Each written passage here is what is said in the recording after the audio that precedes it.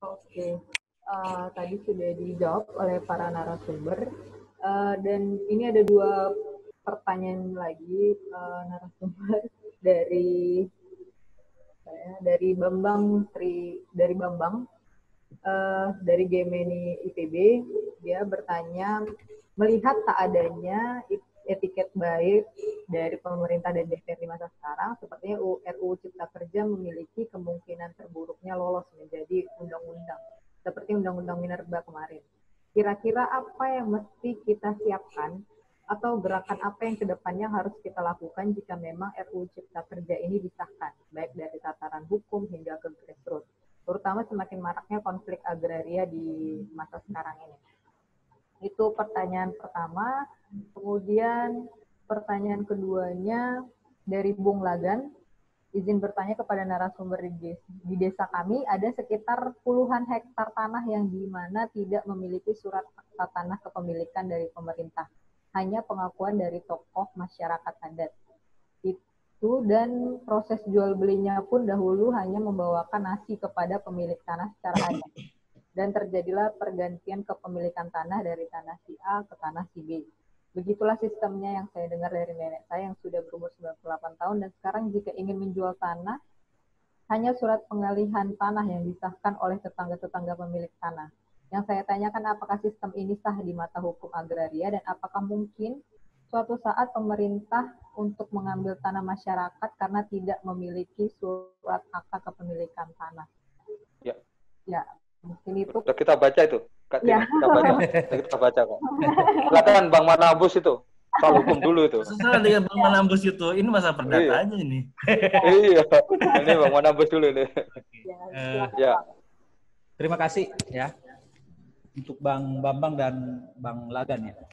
Saya mungkin juga ingin memberi tanggapan atas pertanyaan yang disampaikan sebelum ke dua teman saya yang menjadi narasumber pada pagi hari ini. Yang pertama, sebetulnya apa upaya yang bisa kita lakukan terkait situasi saat ini RUU Omnibus Law yang sedang digodok atau katakan dalam proses, dan kalau ini harus tembus, apa yang harus dilakukan? Pertama begini, bahwa sebetulnya penolakan terhadap RUU Omnibus Law Cipta Kerja itu kan sudah mendapat respon dari pemerintah, di mana sebelumnya kan teman-teman dari buruh itu kan banyak melakukan penolakan terhadap ini. Dan dalam proses seperti yang kita ketahui bahwa sebetulnya ada satu klaster di situ terkait buruh yang saat ini ditunda pembahasannya gitu ya. Sebetulnya kalau kita lihat dari sini bahwa kekuatan konsolidasi yang dibangun oleh gerakan masyarakat sipil, gerakan rakyat, kelompok masyarakat bersama kampus dan orang yang memang peduli terkait ini adalah itu bisa dilihat pemerintah bagaimana gambaran itu. Artinya kalau bagi saya ini memang pertanyaan bagi semua orang. Kalau yang dikatakan Bang Roni tadi yang nalarnya masih hidup, ini pertanyaan yang harus dijawab kita semua untuk menyikapi ini. Ya memang konsolidasi di gerakan rakyat, masyarakat sipil, semua orang yang memang membaca ini, bahwa ini merupakan suatu ancaman bagi masyarakat Indonesia, khususnya bagi masyarakat tani, masyarakat adat, masyarakat nelayan, dan kaum-kaum masyarakat kecil lainnya. Oleh karena itu, membangun konsolidasi di antara kita, misalnya kalau kenapa ini kita lakukan? Pertama kan situasi sekarang ini kan masih sangat sulit bagi kita untuk berkumpul bersama dalam satu forum gitu kan. Sehingga ini kita lakukan untuk bagian dari katakanlah mengedukasi atau berbagi mengelaborasi dari Undang-Undang Cipta Kerja ini. Jadi itu yang harus kita lakukan. Saya pikir semua komponen-komponen masyarakat harus memang bersuara menyatakan bahwa kita harus menolak Undang-Undang RUU Omnibus Law ini. Karena ini memang adalah undang-undang yang didesain oleh pemerintah untuk mempermulus investor gitu ya, bagaimana mereka bisa melakukan perampasan terhadap tanah rakyat yang seolah-olah legal tapi unlegitimate yang disebut Bang Eko tadi. Artinya apa? sama seperti pertanyaan berikut. Karena kan masalahnya kalau ini tidak dibangun, ini akan menjadi satu undang-undang yang secara produk hukum ini adalah produk yang legal secara hukum, tapi sebetulnya adalah produk yang unlegitimate kalau memang berbagai masukan atau kritik dari kita itu tidak menjadi perhatian pemerintah atau katakanlah tidak ada perubahan atas RUU itu. Karena jauh-jauh hari dalam prosesnya, baik dari berbagai komponen masyarakat, buruh, tani, masyarakat dan segala macam, sudah mengkritik undang-undang ini, sudah memberikan masukan bahwa ini undang-undang yang tidak pas atau katakanlah secara politik hukum, ini bukan undang-undang yang menghadirkan kesejahteraan bagi rakyat, keadilan bagi rakyat, tapi bagi golongan tertentu. Jadi itu bisa dilakukan. Ya, kalau secara hukum bisa saja misalnya dalam proses berikut kan ini judicial review, tapi maknanya tidak di situ. Judicial review itu kan hanya salah satu alat di mekanisme yang tersedia di hukum untuk membatalkan suatu peraturan. Tapi secara substansi bukan itu, ya. Itu yang pertama. Yang kedua, terkait pertanyaan dari Bang Lagan, proses tanah diperoleh melalui mekanisme hukum adat. Itu yang saya tangkap tadi. Apakah kemungkinan suatu saat bahwa tanah ini bisa diambil oleh pemerintah? Bisa, gitu ya. Bisa. Artinya apa? Itu yang saya jelaskan tadi dalam politik hukum bahwa terjadi ketimpangan terkait bagaimana pemaknaan hukum positif dalam hal ini undang-undang yang tertulis yang mengatur pertanahan dan agraria dan hukum adat. Sebetulnya kalau kita balik ke undang-undang pokok agraria, itu memang diakui jelas bahwa hukum adat itu bagian dari hukum positif sebetulnya yang berlaku gitu ya, meskipun dia tidak tertulis. Karena itu merupakan nilai kristalisasi dari nilai yang ada di masyarakat kita, sehingga itu diakui. Jadi tapi terjadi pertentangan ini. Kalau misalnya politik hukum, hukum sebagai undang-undang bagian dari kristalisasi nilai atau formalisasi nilai atau legalisasi yang dibuat oleh pemerintah menjadi undang-undang, ini kan sebetulnya hukum adat adalah kristalisasi nilai yang hidup di masyarakat, yang menjadi bagian yang dihidupi oleh masyarakat, sehingga itu menjadi hukum bagi mereka. Seharusnya dalam konteks bagaimana hukum diterapkan, ini harus menjadi bagian dari pertimbangan. Cuman kan masalahnya di kita berbicara tentang ini adalah berbicara tentang bukti apa yang didapat, ya, apa yang diajukan gitu. Jadi sebetulnya kalau berbicara tentang bagaimana pengakuan terhadap satu tanah, bidang tanah yang dikuasai seseorang atau kelompok tertentu atau masyarakat, itu sebetulnya kalau mau jujur karena memang nilai hukum adat itu diadopsi dalam undang-undang pokok agraria kita dan sebetulnya itu juga diakui dalam konstitusi kita, sebetulnya ini harus menjadi pertimbangan. Tapi masalahnya cilakannya selama ini berbicara tentang tanah di Indonesia adalah berbicara tentang administrasi. Artinya siapa yang bisa membuktikan secara administratif bahwa itu tanah milik dia, dialah pemilik tanah. Dan sebetulnya kalau kita berbicara juga kebijakan politik hukum pemerintah saat ini, itu yang dikembangkan. Tadi Bung Eko atau si Bang Roni menjelaskan itu kan. Dan itu juga yang dikembangkan sekarang. Kalau berbicara tentang reforma agraria, sebetulnya tidak menyangkut substansi dari reforma agraria itu, tapi sebetulnya yang dimuluskan pemerintah bukan reforma agraria, tapi administrasi pertanahan. Jadi agar tercipta, artinya untuk menghindari konflik menurut mereka itu adalah bahwa sertifikasi semua tanah-tanah milik rakyat yang clean and clear. Padahal bukan itu persoalannya. Kalau selama ini tanah-tanah yang dikuasai rakyat, masyarakat, meskipun tidak memiliki sertifikat, kalau tidak hadir korporasi atau katakanlah kelompok lain di sana modal, sebetulnya tidak ada masalah. Kalaupun ada kan itu hanya perdata murni antara dengan orang. Dan biasanya itu bukan sebagai suatu konflik, tapi itu hanya kan sebagai sebuah case yang terjadi di masyarakat. Oleh karena itu, menurut saya apakah memungkinkan? Ya, memungkinkan. Dan apa yang Anda tanyakan itu adalah hal yang sering terjadi dan itulah keseharian dari masyarakat di Indonesia, bahwa orang mempertahankan tanahnya dengan hukum adat, tapi di sisi lain pemerintah hadir dengan rezim yang namanya rezim administrasi. Mungkin itu jawaban dari saya. Terima kasih. Mungkin Mas Eko yang ya, Baik, Kak Tini. Terima kasih Bang Lagan sama Mas Bambang, ini sama-sama GMNI, nggak janjian ya. Ada GMNI Medan sama GMNI Bogor nih. Silahkan kenalan lebih lanjut itu. Yang Buat Bung acara Bambang lagi itu nanti. kayaknya mahasiswa Mas Eko deh. Kayaknya ya. Silakan buat acara lagi. Menarik pertanyaannya. Apa mungkin negara merampas tanah rakyat yang nggak ada sertifikatnya? Ya itu yang terjadi. Betul Bang Manobus tadi. Yaitu yang terjadi di banyak hal, termasuk yang hasil kajian kami dengan KPK dan juga Komnas HAM, teman-teman KPA juga, banyak kasus itu, dan Bakumsu juga ikut dalam inkuri nasional itu, dan juga tadi KSPN, semuanya akarnya di sana. Nah pertanyaannya, saya bukan ahli hukum ya, tapi sedikit dengar-dengar aja, mohon koreksi nanti teman-teman Bang Manabus dan teman-teman hukum ya, pernah tanya-tanya itu sama kawan di hukum UI gitu. Roni kenal tuh, ada teman Gerahat dan teman-teman lain itu bilang gini, pertanyaannya, kapan sih negara itu punya hak atas tanah? Tanya begitu. Kapan tuh negara kok punya klaim hak atas tanah itu? Emang tanah ini yang nyiptain negara? Enggak kan? Tanah sudah ada duluan sebelum negara ini ada. Bahkan leluhur masyarakat adat itu sudah duluan mengolah, kalau ukuran sederhananya adalah mengolah tanah gitu.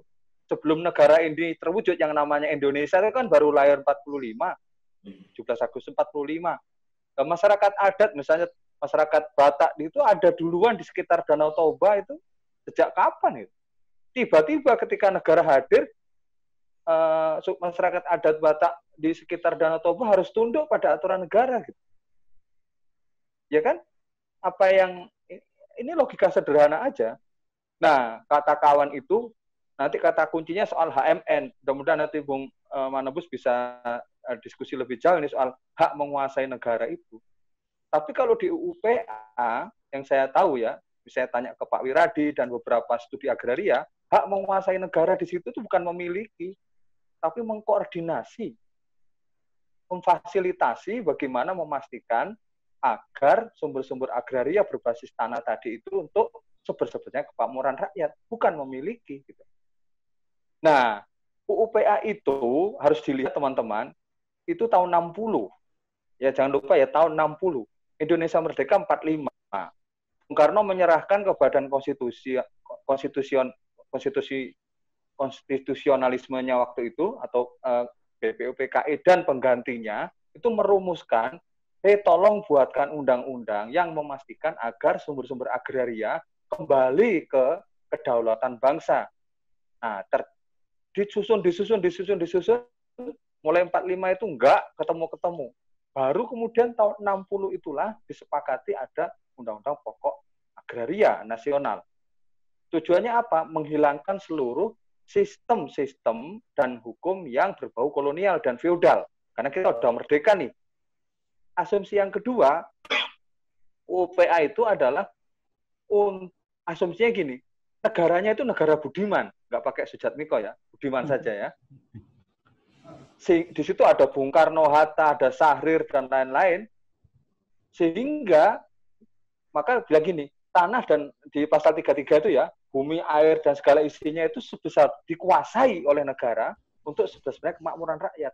Itu asumsinya negara budiman, karena baru merdeka teman-teman. Setelah 45 ke 60 kan nggak lama itu. Asumsinya kalau di negara itu, nanti negaranya itu yang melakukan distribusi kekuasaan dan sumber daya alam itu secara adil. Karena asumsinya negaranya budiman. Nah, masalahnya sekarang, negaranya nggak sebudiman tahun 60-an. Gitu. Nah, negara justru menjadi boneka dari kepentingan-kepentingan lain yang menyetirnya. Gitu. Nah, pertanyaannya adalah, lalu HMN kita tafsirkan apa? Tadi saya ingin mengundang dari perspektif hukum, banyak sekali undang-undang kita itu tafsirnya tafsir kekuasaan. Gitu. Bukan tafsir kerakyatan. Mari kita tafsirkan HMN itu tafsir kerakyatan.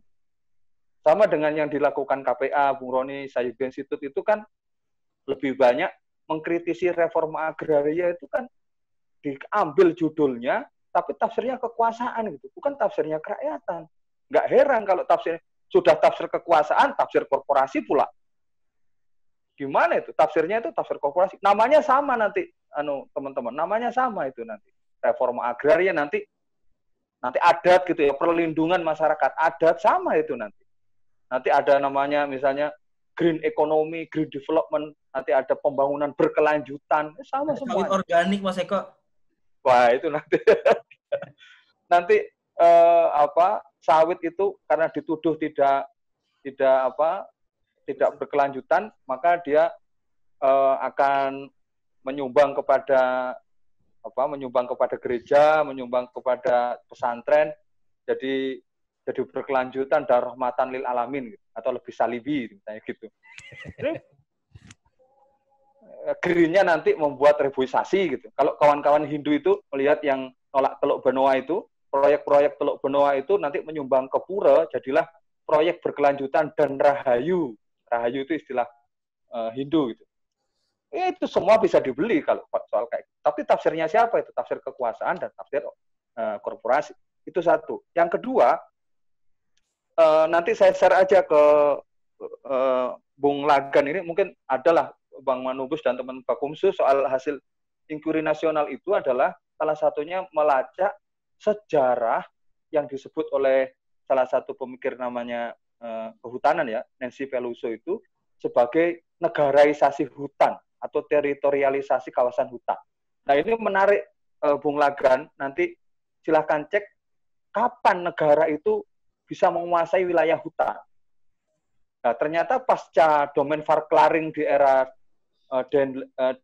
Raffles dulu, VOC ya, Raffles itu domain Verklaring itu adalah menunjuk satu tanah yang dianggap tidak ada hak agendumnya, tidak ada hak di atasnya, maka itu milik negara. Nah, domain Verklaring ini dilanjutkan oleh Undang-Undang Kehutanan ya, nomor 5 tahun 67, Kehutanan nomor 5 tahun 67, itu nanti ada istilah kawasan hutan. Itu sangat politis. Lalu disebut juga hutan negara. Nah, saya ingin mengajak diskusi aja, ternyata konsep hutan negara itu nanti dikukuhkan oleh namanya TGHK, tata guna, batas-batas tata guna lahan, hutan itu TGHK, hutan negara, tata guna hutan negara. Nanti ada namanya hutan produksi, ada hutan lindung, ada hutan produksi terbatas, dan jenis-jenis fungsi yang lainnya itu ternyata dilakukan sepihak oleh Orde Baru. Gitu. Jadi sejarahnya ini sepihak negara itu mengambil tanah-tanah rakyat, gitu loh. Yang itu nanti konsepnya namanya negaraisasi hutan. Kalau ditarik ke belakang lagi, ternyata itu ilmunya namanya scientific forestry, ilmu kehutanan ilmiah. Ilmu kehutanan ilmiah ini, nggak apa-apa ya, sejarah dikit aja. Nanti kalau mau tak kasih bukunya, tolong ditagih ke saya, teman-teman. Judulnya, Kembali ke Jalan Lurus, Kritik atas Praktik Ilmu Kehutanan di Indonesia. Nah, di situ ada dikupas yang disebut scientific forestry. Apa? Tingkatnya gini, Belanda itu pas datang di Indonesia ngelihat kayu-kayu besar di Indonesia ini takjub gitu. Siapa menguasai kayu, menguasai laut. Siapa menguasai laut, menguasai dunia. Karena untuk buat kapal waktu itu. Nah, sejak Raffles, Daendels itu mikir gimana ya caranya bisa menguasai kayu-kayu dan hutan di Indonesia. Masalahnya, orang Belanda itu gak ada ahli kehutanan. Gitu. Karena mereka hidup di atas laut. Mereka gak punya sarjana akademisi kehutanan. Gitu. Mereka gak kurang akal. Mereka nyewalah sarjana-sarjana kehutanan dari Jerman. Nah, sarjana-sarjana kehutanan dari Jerman yang disewa Belanda inilah yang membuat doktrin-doktrin yang disebut kehutanan ilmiah tadi itu, scientific forestry. Oke, singkat cerita adalah apa mantranya, apa doktrinnya? Satu, hutan wilayah tak berpenghuni. Coba. Jadi bayangkan aja bahwa hutan di Indonesia itu dianggap gak ada penghuninya, sama dengan di Jerman sana, di Eropa sana. Kenapa? Karena hutan terpisah dari manusia. Nah, di Indonesia, banyak hutan itu yang konstruksi masyarakat adat. Di dalamnya ada banyak masyarakat adat yang sudah lama hidup di sana. Misalnya konsep hutan Tembawang, misalnya di Kalimantan. Itu yang membuat hutan itu adalah peninggalan dari para masyarakat adat. Tiba-tiba atas nama doktrinnya kolonial ini, scientific forestry, itu boleh menyingkirkan masyarakat dari kawasan hutan. Oke, doktrin yang kedua misalnya adalah yang disebut timber privacy atau timber first gitu. Timber non timber, kayu dan non kayu. Jadi hutan itu isinya adalah yang penting untuk ekonomi kayu. Manusia disebut non kayu gitu. Jadi boleh disingkirin. Singkat cerita, scientific forestry itu antisosial gitu. Cilakanya Undang-Undang 5 tahun 67 dilanjutkan Undang-Undang 4199 itu paradigma dan mata pengetahuannya adalah sangat scientific forestry. Itulah jawaban mengapa banyak konflik di dalam kawasan hutan. Karena hulunya itu adalah pengetahuannya anti manusia gitu, anti masyarakat adat. Nah, kalau pertanyaan Bung Lagan dicari dalam konteks itu tadi jadi menarik. Ya wajar negara gampang merampas karena dianggap masyarakat itu gak punya hak atas tanah itu. Tapi coba kalau dilacak sejarah itu. Kapan negara menguasai tanah? Dengan cara apa dan dalam politik apa? Nah, kalau ditutup gitu, loh kamu sepihak kok waktu itu. Kan belum ngecek ke kami. Siapa yang berani nantang Orde Baru waktu itu? Ini tanah saya. Berani ngelawan? Gak ada yang berani. Nah, saya ingin menambahkan konteks historis tadi. Nah, terakhir soal Bambang ya. Bambang yang IPB tadi, yang GMN IPB, gimana? Tadi saya jawab sudah. Satu, pastikan simetri informasi.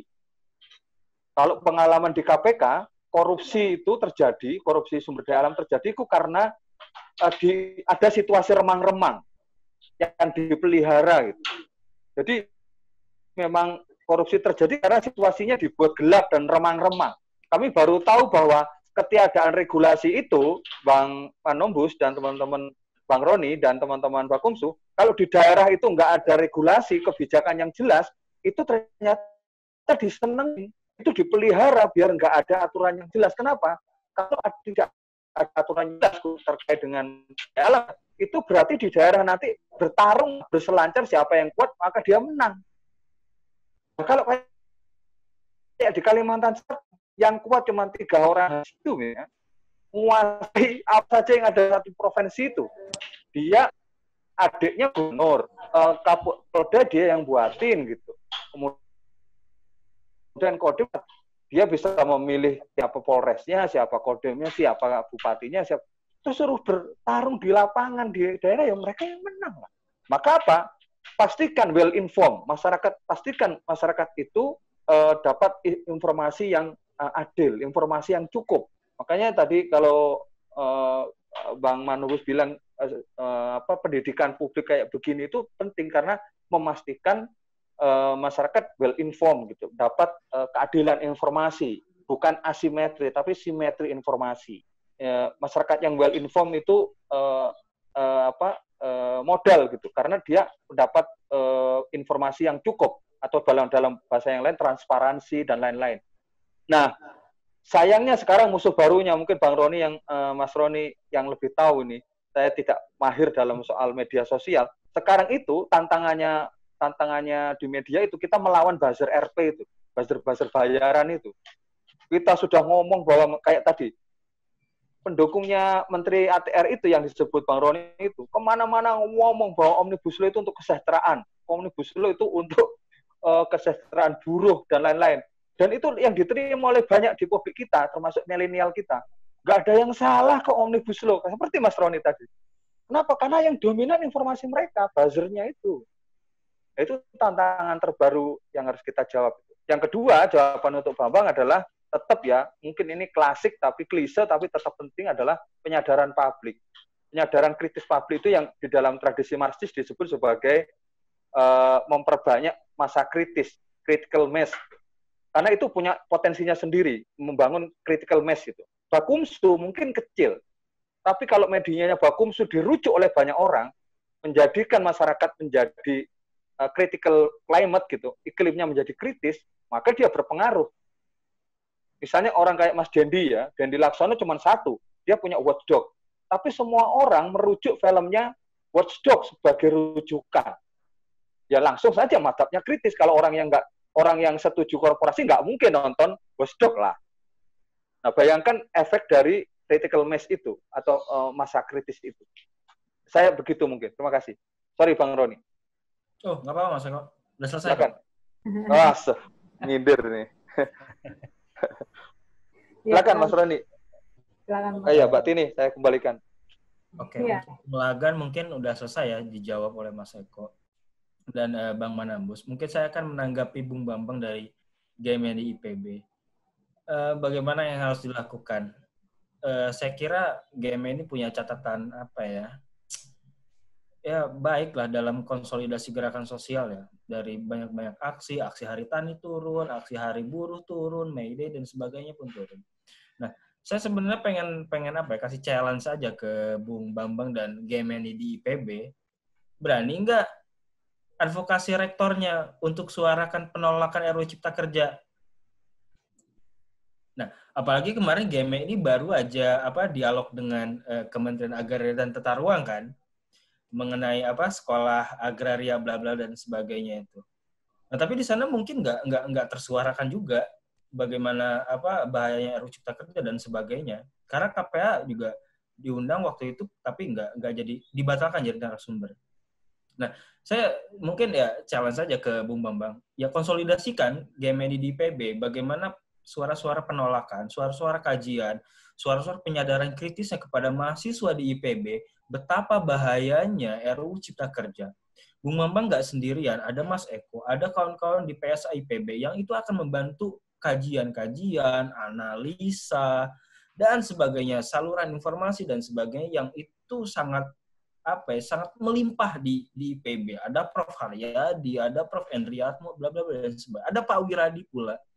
Bung Bambang dan kawan-kawan nggak akan pernah kekurangan amunisi bagaimana cara mahasiswa khususnya GMNI melawan RUU Cipta Kerja dari segi analisa sistem pendidikan ada.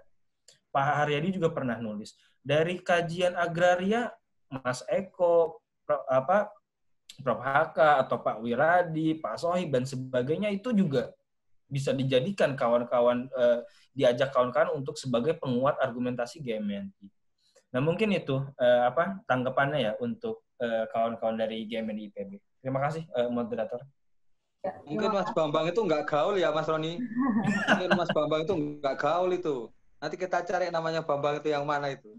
Iya.